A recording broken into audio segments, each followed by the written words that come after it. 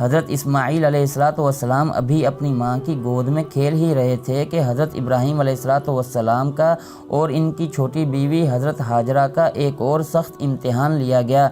حکم ہوا کہ حضرت ہاجرہ علیہ السلام کو ان کے معصوم بچے کے ساتھ حجاز کے بنجر اور غیر آباد علاقے میں اس مقام پر جو یمن سے شام جانے والی شاہراہ پر پڑتا تھا اور جہاں اللہ تبارک و تعالیٰ کے اس مقدس گھر کے مٹے مٹائے نشان تھے جسے حضرت آدم علیہ السلام نے خدا کے حکم سے اس کی عبادت کے لیے تعمیر کیا تھا، وہاں چھوڑ آئیں۔ ابراہیم علیہ السلام نے بلا پس و پیش اس حکم کی تعمیل کی اور حضرت ہاجرہ علیہ السلام اور اسماعیل علیہ السلام کو ساتھ لے کر مکہ کی بے آب و گیا وادی میں صفا اور مروہ پہاڑیوں کے بیچ میں پرانی عبادت گاہ بیت اللہ کے کھنڈروں کے قریب لا بٹھایا۔ ایک مشکیزہ پانی اور ایک تھیلی کھجور کی جسے ساتھ لائے تھے پاس